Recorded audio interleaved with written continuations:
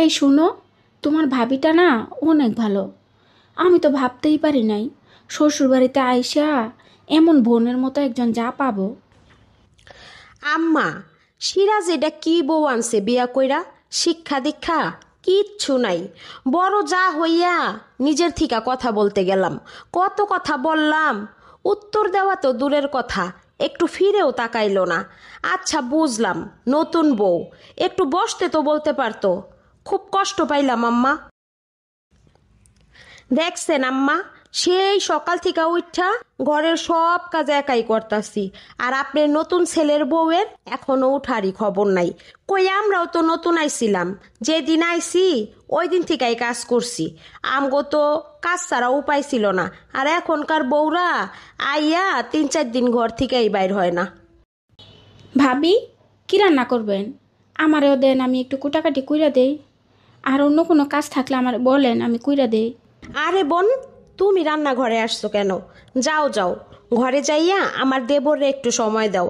এখন জামাইয়ের যে আদরটা পাইবা, 2 মাস পরে চাইলেই আর এই আদরটা পাইবা না। অনেক মিস করবা তখন। যাও, ঘরে যাও।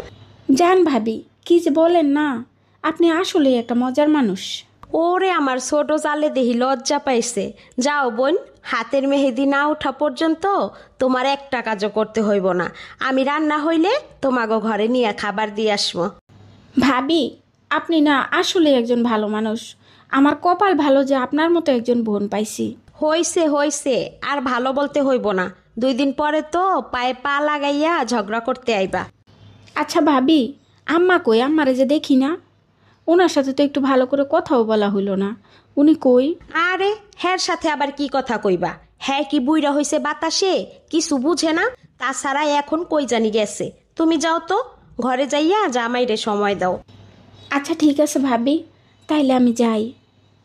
আম্মা, দেখছেন, একা একা রান্না বান্না ঘরের সব কাজ করলাম। সকালের কাজ না হয় করলাম, ঘুম থেকে উঠে আসলো না। দুপুরের রান্না বান্না সব একা একা করলাম। নতুন বউ রান্না না হয় নাই করলো, কিন্তু আইসা তো একটু কুইট্টা কাইট্টা দিতে পারতো নাকি? বাবারে বাবা, ঘরের থেকেই বাইর হয় না।